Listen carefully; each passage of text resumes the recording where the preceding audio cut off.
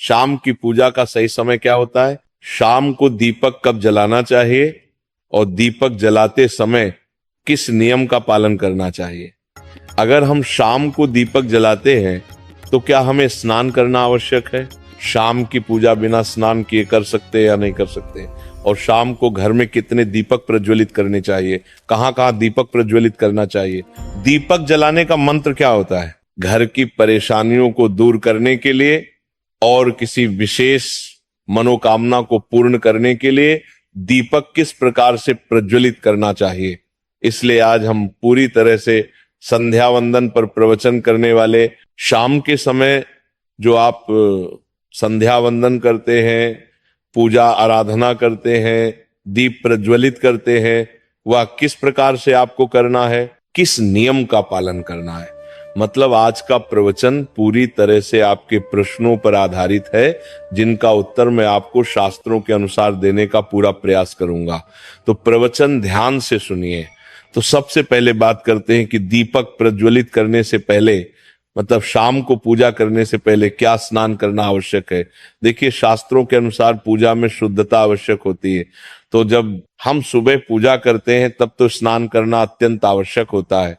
सुबह बिना स्नान की पूजा नहीं करनी चाहिए, लेकिन शाम की पूजा आप हाथ पांव मुंह धोकर भी कर सकते हैं, जरूरी नहीं है आप स्नान करें। अब देखिए, आप चाहे तो वस्त्र भी बदल सकते हैं या फिर आप सिर्फ हाथ मुंह धोकर कुल्ला करके भी पूजा कर सकते हैं। जैसे कि आपको शाम के समय पूजा करनी है तो दिन में भी आप शुद्धता का ध्यान रखें। जैसे कि आप जब भी टॉयलेट जाते हैं, बाथरूम जाते हैं, तब उस समय शुद्धिकरण जरूर कीजिए, कुल्ला जरूर करना चाहिए। हर बार जब आप बाथरूम जाते हैं तो अगर आप दिन भर शुद्धिकरण का ध्यान रखते हैं तो शाम के समय बिना स्नान किए भी सिर्फ हाथ पांव धोकर पूजा कर सकते हैं और चाहे तो स्नान भी कर सकते हैं। जैसे कि गर्मियों के दिन है तो शाम के समय भी आप स्नान करके पूजा कर सकते हैं। तो बहुत सारी चीजें आप स्वयं भी अपने विवेक से निर्धारित कर सकते हैं।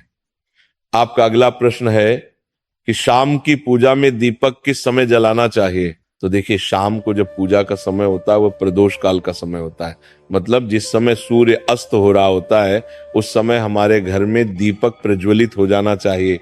अब जैसे कि आप लोगों के प्रश्न आते हैं कि कितने बजे दीपक जलाना चाहिए शाम को, तो देखिए, शाम को सूर्यास्त का समय हर मौसम में अलग अलग होता है। जैसे कि सर्दियां चल रही होती है तो 5:30 बजे तक भी सूर्यास्त हो जाता है।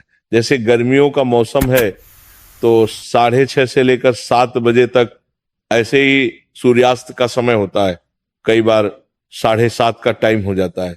गर्मियों में तो प्रत्येक मौसम में सूर्यास्त का समय अलग अलग होता है, इसलिए एक सही समय बताना कि इसी समय आप दीप प्रज्वलित करें तो ये बहुत मुश्किल होगा और ये ठीक भी नहीं होगा।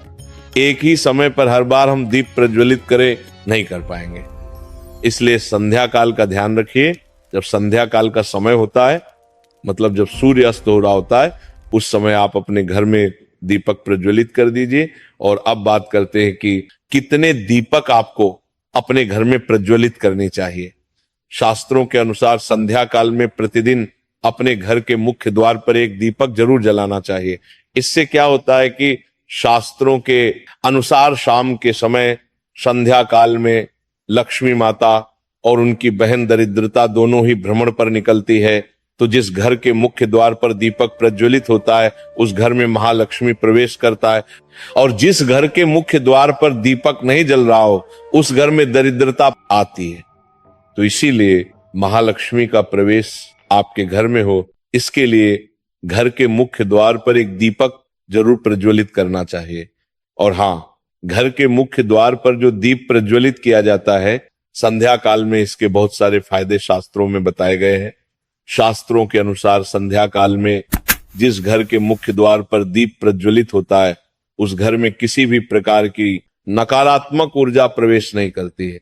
कोई भी वास्तु दोष आपके घर में हो, अगर आप मुख्य द्वार पर दीप प्रज्वलित करते हैं तो समस्त प्रकार के वास्तु दोष से मुक्ति मिल जाती है। और अगर आपके घर में पितृ दोष है जिसकी वजह से परेशानियां आपके घर में बनी हुई हैं, तो घर के मुख्य द्वार पर जो हम दीप प्रज्वलित करते हैं इससे घर का पितृ दोष भी समाप्त हो जाता है। और इसके अलावा घर में किसी भी प्रकार की अशांति रहती हो या फिर आपके घर में बीमारियां बहुत रहती हैं, कलह रहता है, आर्थिक तंगी रहती है, तो घर के मुख्य द्वार पर हम दीप प्रज्वलित करते हैं तो समस्त प्रकार की परेशानियों से, दुखों से आपको मुक्ति मिल जाती है। इसलिए घर के मुख्य द्वार पर दीप प्रज्वलित करना अत्यंत आवश्यक होता है। शास्त्रों के अनुसार घर के मुख्य द्वार पर एक दीपक अवश्य ही होना चाहिए। अब बात करें दूसरे दीपक की, तो दूसरा दीपक आपको अपने घर की तुलसी के पास प्रज्वलित करना चाहिए। शास्त्रों के अनुसार अगर शाम के समय संध्या काल में तुलसी की जड़ के पास अंधेरा रहता है, ऐसे घर में दरिद्रता का स्थायी वास बन जाता है। और जिन घरों में शाम के समय तुलसी के पास दीप प्रज्वलित किया जाता है, ऐसे घर में लक्ष्मी का वास होता है। श्री हरि विष्णु सहित महालक्ष्मी ऐसे घरों में वास करती है। तो आपको प्रयास करना चाहिए कि शाम के समय तुलसी के पास एक दीपक अवश्य प्रज्वलित करें। अब बात करें अगले दीपक की, तो शाम के समय अपने घर के ईशान कोण में, मतलब जहां पर भी आपने अपने घर का मंदिर बनाया हुआ है, उसी स्थान पर घर के मंदिर में एक दीपक अवश्य प्रज्वलित कीजिए। 2-3 दीपक आपको प्रतिदिन जरूर प्रज्वलित करने चाहिए। और अगर आप तीनों दीपक प्रतिदिन प्रज्वलित करते हैं तो विश्वास रखिए आपके घर की बहुत सारी परेशानियां स्वयं ही समाप्त हो जाती हैं।